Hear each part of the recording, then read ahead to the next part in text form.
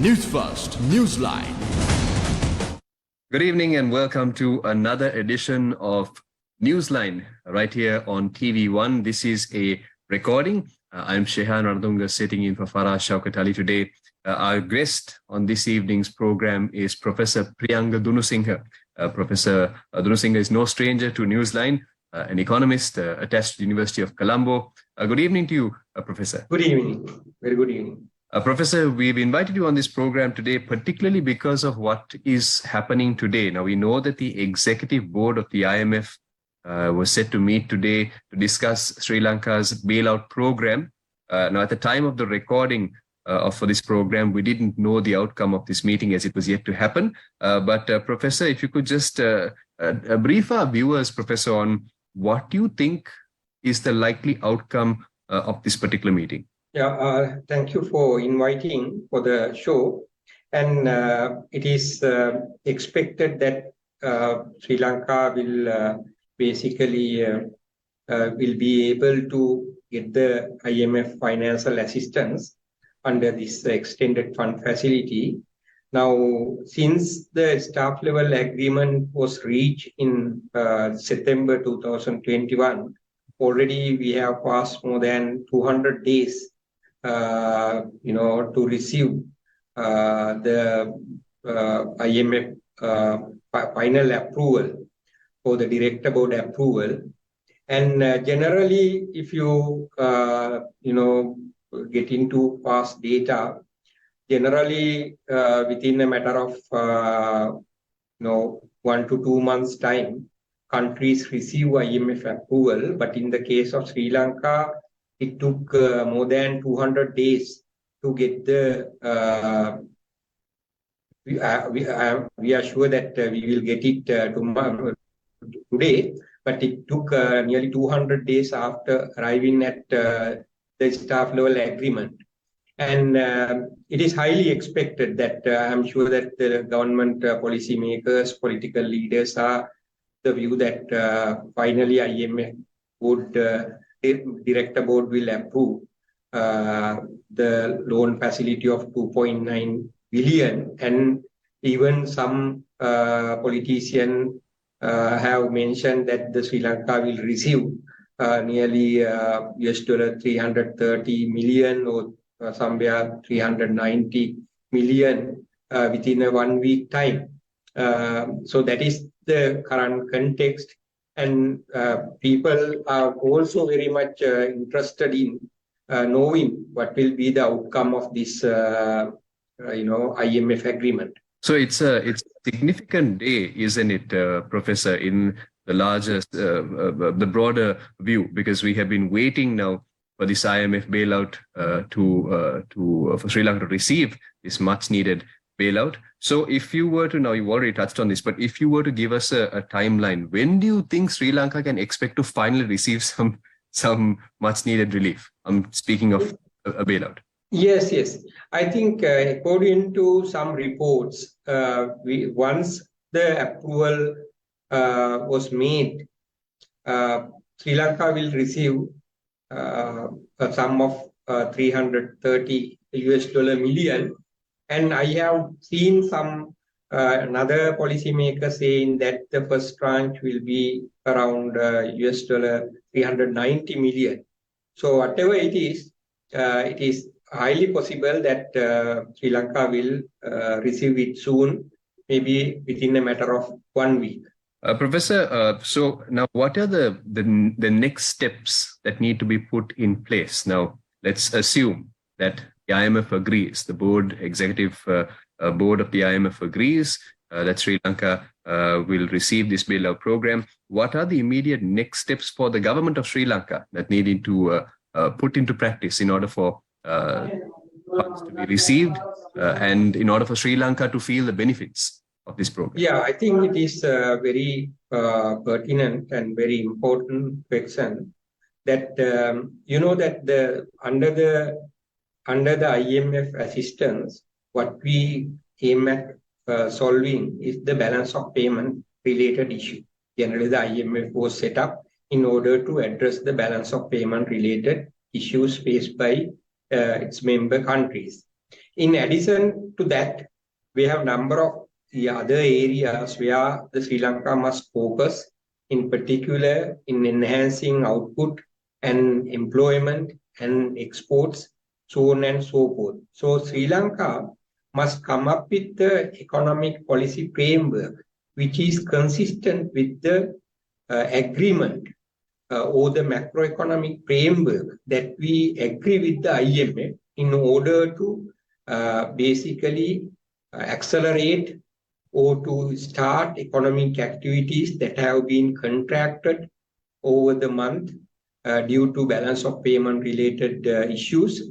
So it is if the Sri Lanka is to reap the benefit, it is certainly required that Sri Lanka introduce the economic policy framework based on the macroeconomic policy framework agreed with the IMF, and also look for additional financial supports, because at the moment Sri Lanka decided to contract the economy because the existing balance of payment does not support economic expansion of economic activities. So we have contracted purposely, intentionally. We have contracted the economy.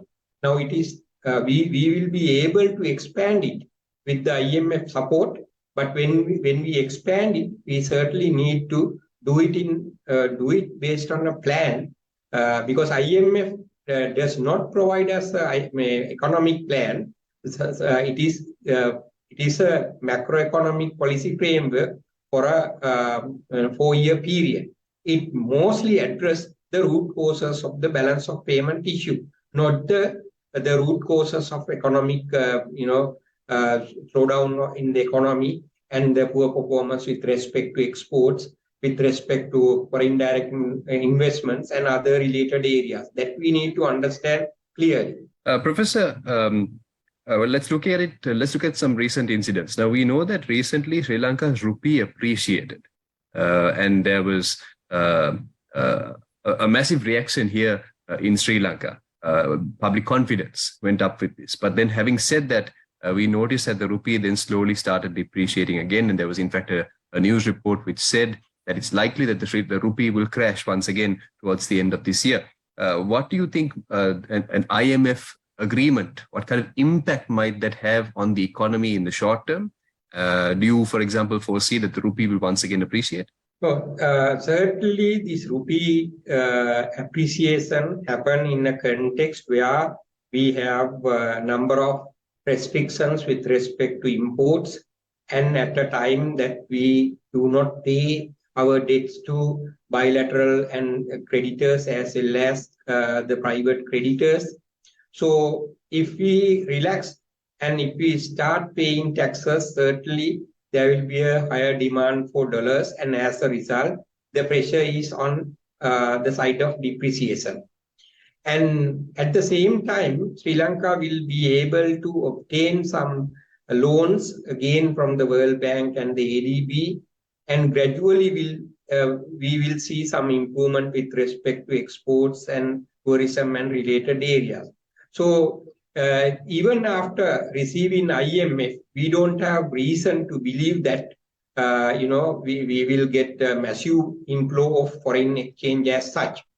Because on that ground, we certainly will have to gradually relax imports and the import-related restrictions that may be partly under the IMF agreement. So it is highly, the probability is high that the rupee to stay somewhere, right now where it is. Now it is around 340 to 350. But ideally, if we get more remittance and the export earnings, it may come down somewhere to 300, 320. But we have no reason to believe that it will come to 200 as predicted by the president. I don't think that there is a room for such a massive, appreciation of the currency, because, our economy is not that, what we call strong to that extent. I mean, we need to understand we are in a crisis, and giving hopes to people, saying that the rupee will come down to 200 or 185 is, I think, something one should not do. In particular, no one really can predict the movement of the currency. We do not know basically how the world economy will progress. So there are many reasons, not just the progress in the economy of Sri Lanka, but the world economy. And also we have not done a lot in order to get the economy out of the crisis. So in such a context, I think it is really hard for us to, tell the direction of the rupee as such. But my own assessment is that it is highly, there will be a greater possibility that the rupee to stay somewhere around 300 to 320. Professor, before we get into the break, I have just one more question I want to ask you.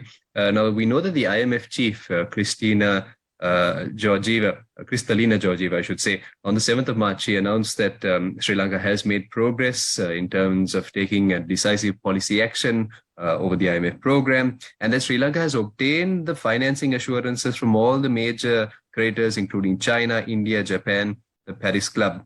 Now, as we continue this program with the IMF, we know that there still will have to continue to be discussions and negotiations with our creditors. Am I right in saying that, Professor? Yes, I think yes. What is the role of the creditors going forward? Who else? What have we received assurances from all of our creditors, which we haven't? So what about that portion of this IMF program? Certainly, as I mentioned earlier, it took 200 days, more than 200 days after reaching the staff level agreement. That itself tells us that it is a kind of a very difficult path that Sri Lanka basically proceeded, and in particular with the new creditors such as India and China, and they were very much unwilling to extend any sort of credit debt restructuring as such. Partly because they expect many more countries may get into default status that could have a greater burden on them. That is also a reason UNDP recently published that there are 54 countries who are very much vulnerable to declare default. So we need to understand this international context as well in order to understand why the Sri Lanka had to spend more than 200 days to get the final approval. Certainly, after agreeing with the IMF, after receiving IMF approval, we will have to continue the dialogue with the creditors in order to basically get the better haircut. At this stage, China in particular is very much critical in granting a sizable haircut to the debt that Sri Lanka must pay. So in such a context, I think it will be really difficult, and we must basically negotiate with them and see the possibility of reducing it, and look for other arrangements in order to maybe by the time that we receive the second installment from the IMF, we should have, I think we must conclude credit, what you call that, debt restructuring negotiation with the private creditors as well. So before starting negotiation with the private creditors, it is important to finalize our discussions or the negotiation with the bilateral creditors. So it will be a tough task for Sri Lanka. On that note, let's now cross over for a short commercial break. as we take a look at tonight's headlines, but we'll be right back.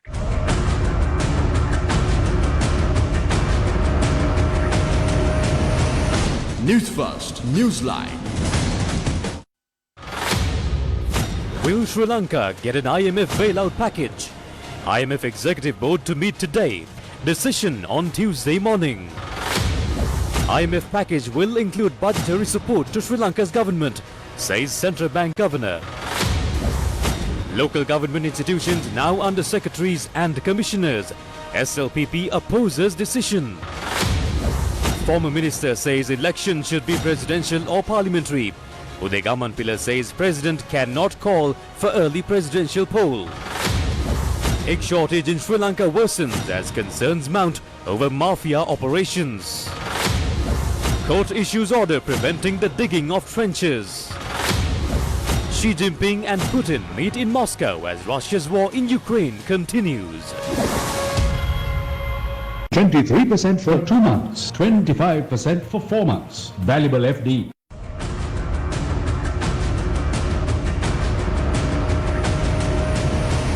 Newsfirst, Newsline. Good evening and welcome to Newsline. You're with me, Shehan Ranatunga. I'm your host for tonight, sitting in for Farah Shaukat Ali. We've got with us Professor Priyanga Dunusinghe, an economist attached to University of Colombo. Good evening. Welcome back, Professor. Good evening. Professor, prior to the discussion, or prior to the break, rather, we were talking about the IMF program and how Sri Lanka is now on the verge, perhaps, of receiving some good news that this long-awaited IMF bailout that the IMF Executive Board will agree to release at least a tranche of financial assistance to Sri Lanka. But just as we were discussing during the break, it's not over, is it, Professor? There's still a long way to go. This is a continuous assessment which has to continue as we go along. So Sri Lanka has to be careful.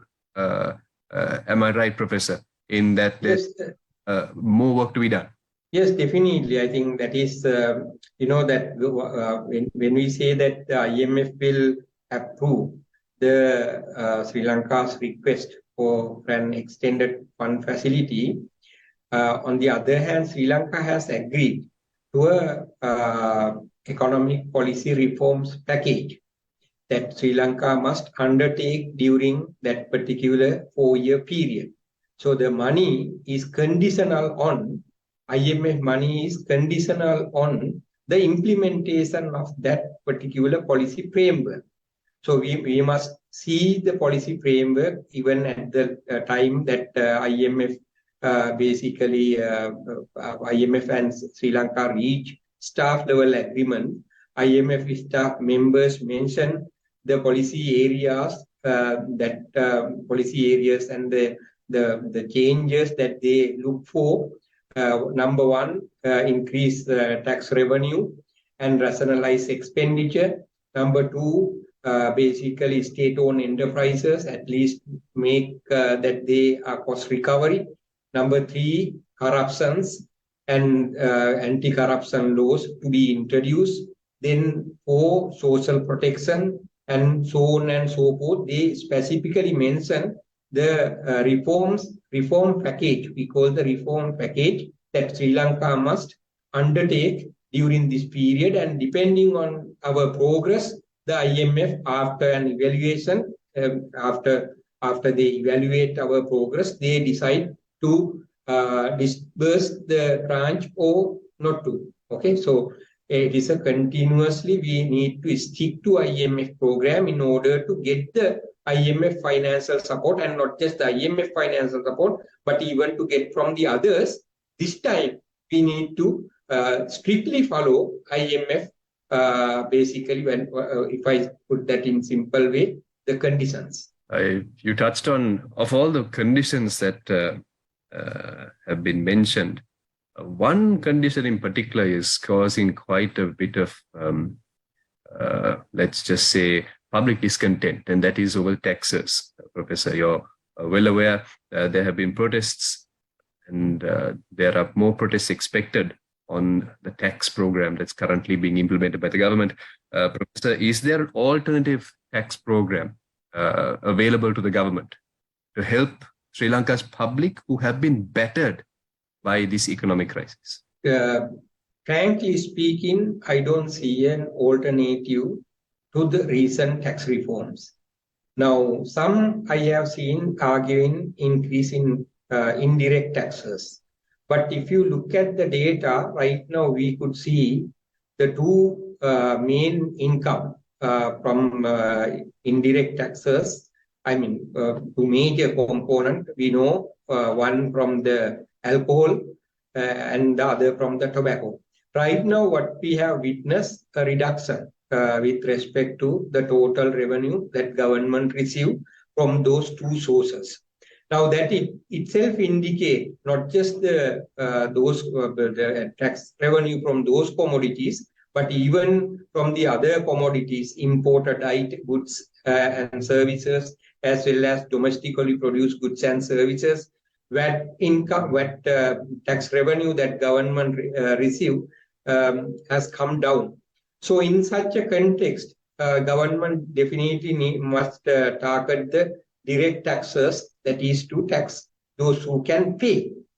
On that basis, government has basically taxed the professionals, and they have now get into the strikes and go on protest and all. But this is partly because government has failed to cover all who are eligible to pay taxes. In particular, there is a sizable segment in the society who operates in the informal sector, but they don't pay taxes. And some argue that they don't pay taxes because the Indian Revenue Department cannot capture them well.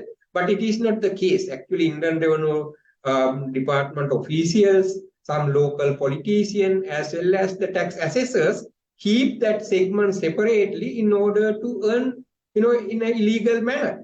So I think that is something that government must address this and properly capture all who are eligible to pay taxes, and thereby I think there will be a limited room at least to reduce the tax burden on professionals, maybe down the line of after 6 months. So we can use digital like Google Map, satellite photos, and even the night lights. There are a lot of new technologies that are in place in order to identify the tax evaders. And I think it is high time for government to get the frontline officers like Grama Niladhari and other frontline government officers as assistance in order to collect the information related to individuals who are eligible to pay taxes.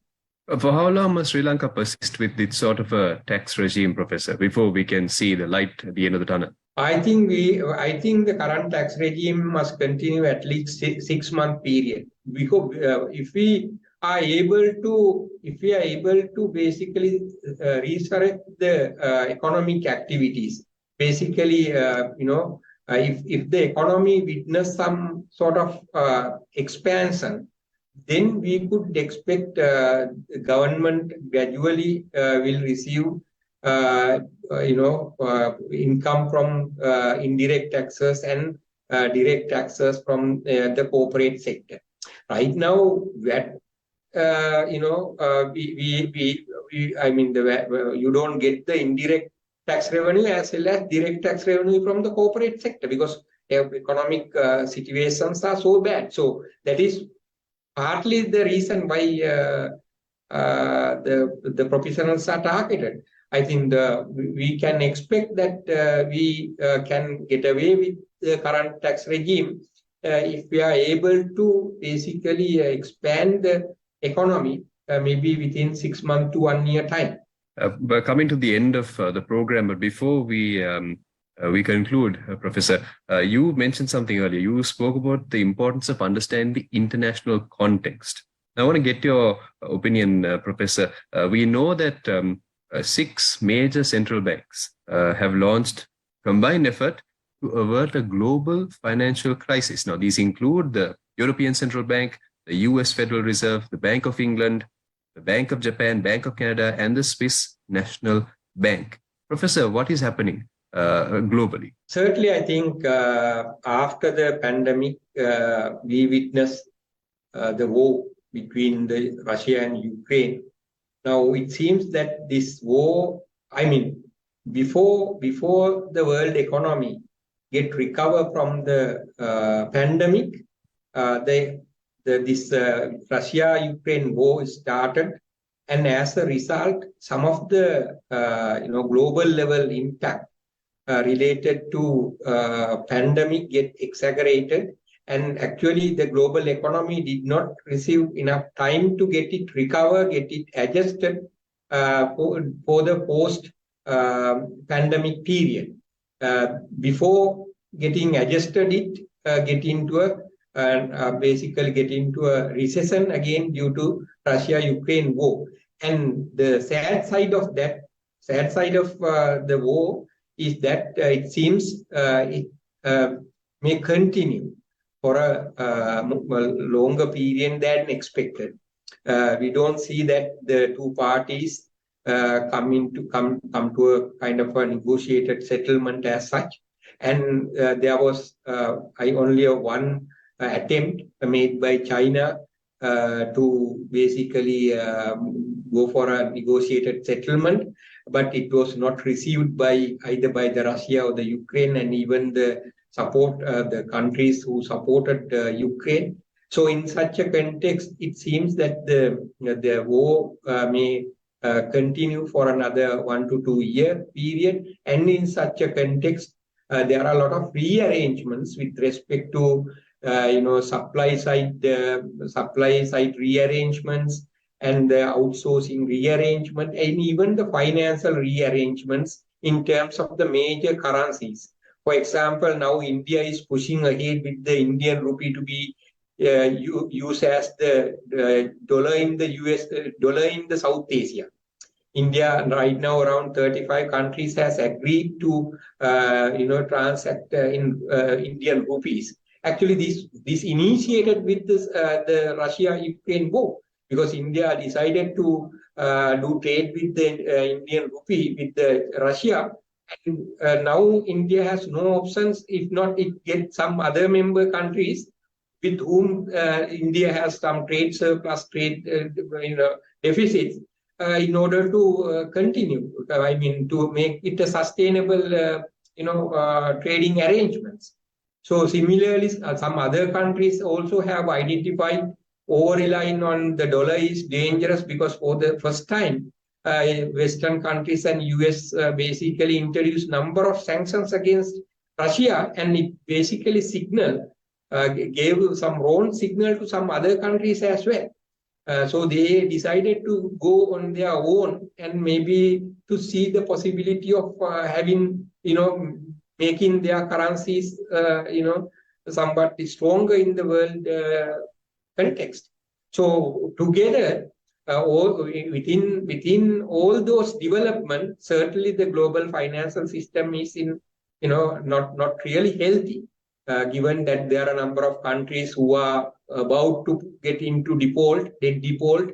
Okay, all these things are around, and those may have influenced the central bank in large the wealthy nations to put together a combined effort and to intervene to avoid recession at world scale.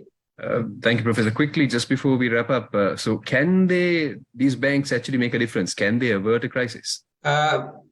Certainly, we cannot. I cannot for sure say that they can avoid, but I think that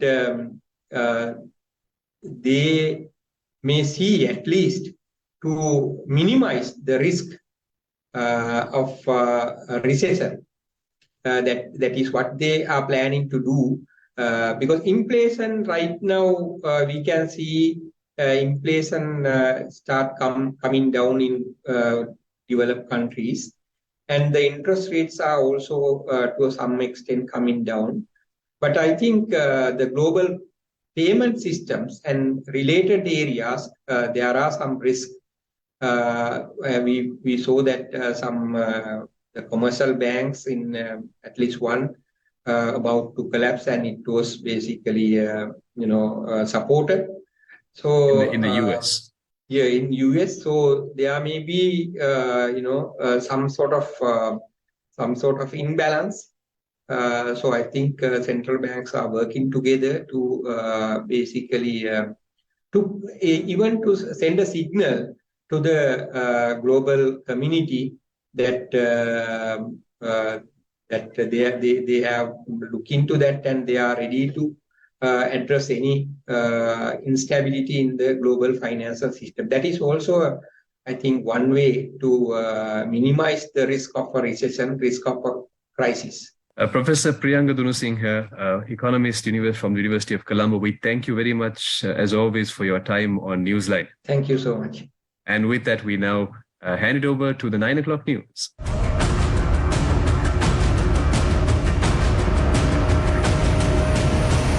Newsfirst, Newsline.